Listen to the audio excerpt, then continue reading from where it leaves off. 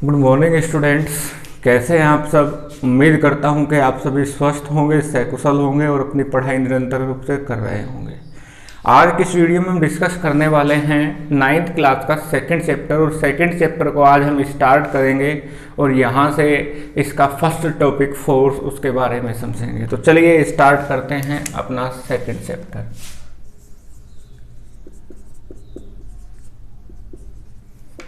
Class 9 से जो chapter second है वो है force and laws of motion. तो आज हम इस चैप्टर को स्टार्ट करने वाले हैं force and laws of motion, और इस वीडियो में हम डिस्कस करेंगे केवल फोर्स के बारे में। तो चलिए, हमारा सबसे पहला क्वेश्चन बन गया कि व्हाट इज फोर्स। तो अब हम समझते हैं कि फोर्स क्या है। अब आप मान लीजिए यहां पर एक टेबल रखी हुई है और मैंने टेबल को ऐसे पुश कर दिया। तो पुश करने से क्या होगा, उसको धकेलने से क्या होगा कि वो थोड़ा सा खिसक जाएगी, आगे की तरफ बढ़ जाएगी। और यदि मैं उसको अपनी तरफ खींचूं, पुल करूं, तो भी वो खिसक जाएगी। यानी कि किसी एक ऑब्जेक्ट को मैं धकेल दूं या अपनी तरफ खींच लूं, उसकी पोजीशन चेंज हो जाएगी। इट मीन्स पुश करूं या फिर पुल करूं, पुश करूं या पुल करूं, उसकी क्या हो जाएगी, पोजीशन चेंज हो जाएगी। लेकिन यही काम यदि मैं इस व्हाइट बोर्ड के लिए करूं, इसको पुश करूं या इसको पुल करूं नीचे से साइड से पकड़ के, इसकी पोजीशन चेंज नहीं होगी। या फिर मैं इस दीवार को पुश करूं तो भी पोजीशन चेंज नहीं होगी। तो किसी भी ऑब्जेक्ट पर जो हम पुल और पुश अप्लाई करते हैं, किसी भी ऑब्जेक्ट पर हम जो पुल और पुश अप्लाई करते हैं, तो उसके बाद क्या हो जाता है कि ऑब्जेक्ट की पोजीशन चेंज हो जाती है, और कुछ केसेस में पोजीशन चेंज नहीं होती। तो यहीं से हम डिफाइन करते हैं कि force is a pull or push which change the position of an object and try the change the position of the object. तो चलिए मैं डेफिनेशन को लिखता हूं कि force is a pull or push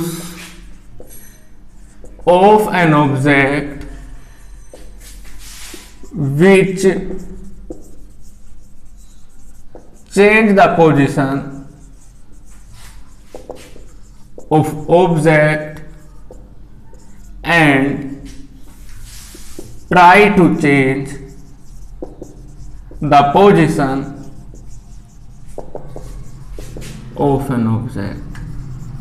तो फोर्स बेटा क्या है, फोर्स एक पुल और पुश है। मतलब हम किसी, आप मान लीजिए ये एक ऑब्जेक्ट है, इस ऑब्जेक्ट को मैं ऐसे पुश कर सकता हूं,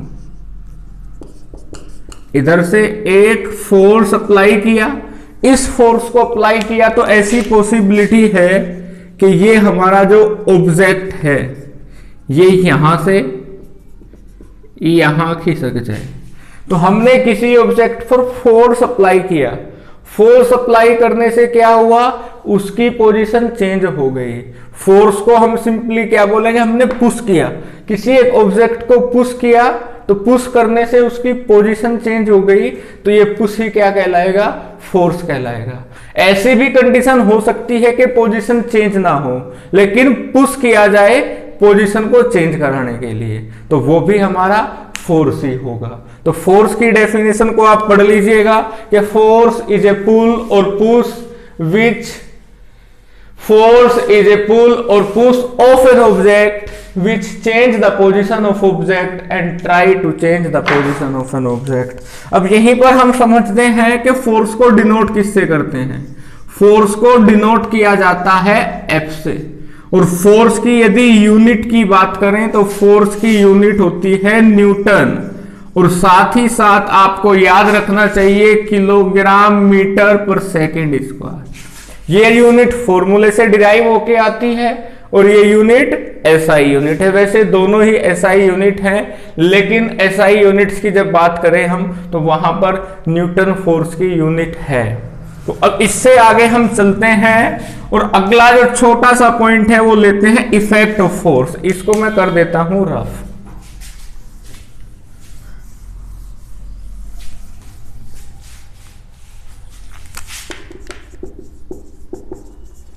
इफेक्ट ऑफ फोर्स। तो इफेक्ट ऑफ फोर्स को हम समझते हैं। आप मान लीजिए मैं फुटबॉल ग्राउंड में हूं और एक प्लेयर मेरी टीम का ही है जिसने फुटबॉल को मेरी तरफ लात मार दी, लात से पैर से फोर्स अप्लाई किया और वो फुटबॉल मेरी डायरेक्शन में आ रही है और मैंने उस फुटबॉल के ऊपर पैर रख लिया। जैसे वो धीरे से आ रही थी उसके ऊपर ऐसे हल्का सा पैर रख दिया। हल्का सा पैर रखने से वो रुक गई और रुकने के बाद फिर दूसरे पैर से मैंने उसको लात मार दी। मतलब हम किसी भी तरीके से देखें उसमें कि एक प्लेयर ने फुटबॉल पर पैर से स्ट्राइक किया यानी कि पुश किया, वो मूव हो गई, फिर दूसरे के पास आई, दूसरे ने फिर फोर्स लगा दिया। तो क्या हुआ, पहले मान के चलिए वहां से इधर आ रही थी, यहां एक प्लेयर था उसने उस पर दोबारा पैर मार दिया तो वो इधर आ गई। तो क्या हो सकता है, फोर्स से डायरेक्शन चेंज हो सकती है। तो force can change the direction of a moving body. एक दूसरा एग्जांपल आप ले लीजिए, क्रिकेट ग्राउंड में एक बॉलर ने बॉल को थ्रो किया, बॉल को फेंक दिया, तो बैट्समैन ने क्या किया, उस पर बैट से स्ट्राइक किया। जैसे ही बैट से स्ट्राइक किया तो वो बॉल उस बैट से टकराई और टकरा के फिर बैट ने उस पर फोर्स अप्लाई किया और वो बाउंड्री लाइन की तरफ चली गई। तो पहले आ रही थी वो टूवर्ड्स बैट्समैन बॉल और बाद में गई वो अवे फ्रॉम बैट्समैन। तो बैट्समैन की तरफ आ रही थी, फोर्स अप्लाई हुआ, उसकी डायरेक्शन चेंज हो गई। तो पहला इफेक्ट क्या है कि force can change the direction of a moving body. अब यहीं पर हम बात करते हैं दूसरे इफेक्ट की। अब दूसरा इफेक्ट क्या हो सकता है, मान के चलिए बल्लेबाज ने उस बॉल को स्ट्राइक कर दिया था और वो हवा में चली गई और एक प्लेयर ने उसका कैच पकड़ लिया। अब कैच जैसे ही पकड़ा, वो हाथों में बॉल आई तो हाथ ने फोर्स अप्लाई किया, बॉल नीचे आ रही थी, हाथों ने उसको यहीं पर रोक दिया।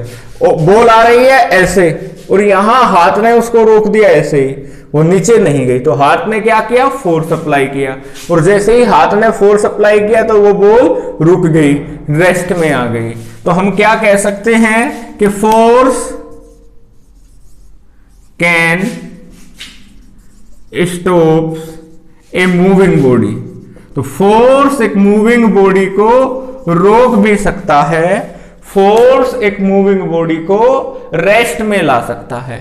दूसरा एग्जांपल आप देखिए, एक साइकिल चल रही है, साइकिल पर जब तक आपने ब्रेक नहीं लगाए तो वो मोशन में रहेगी, लेकिन जैसे ही ब्रेक अप्लाई कर दिए तो आपने फोर्स अप्लाई कर दिया और फोर्स अप्लाई करने के बाद साइकिल किस में आ जाएगी, रेस्ट में आ जाएगी। अब चलिए मैं थर्ड इफेक्ट की बात करता हूं।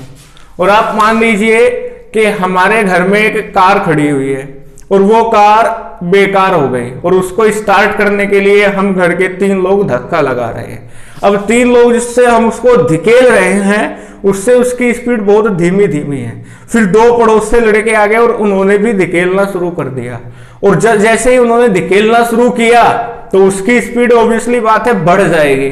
तो जैसे ही एक्सटर्नल फोर्स अप्लाई किया गया ज्यादा, मतलब वो 2 लड़के आए, उन्होंने धकेलना शुरू किया, पुश करना शुरू किया, तो ऑब्जेक्ट की स्पीड बढ़ गई। या फिर दूसरा एग्जांपल आप समझिए कि एक कार किसी भी हाईवे पर 40 किलोमीटर पर आवर की स्पीड से चल रही है और पीछे से एक ट्रक आया और ट्रक ने कार को ठोक दिया। तो तुरंत जैसे ही टक्कर लगी, कोलिजन हुआ, तो कार की स्पीड एकदम से ज्यादा हो जाएगी। और वो ज्यादा क्यों होगी, क्योंकि जब टक्कर लगी तो उस ट्रक ने उस कार पर फोर्स अप्लाई किया। तो यहीं पर तीसरी इफेक्ट क्या आ गई कि force can accelerate, force can accelerate the speed of a moving body. इसके बाद फोर्थ इफेक्ट की बात करते हैं।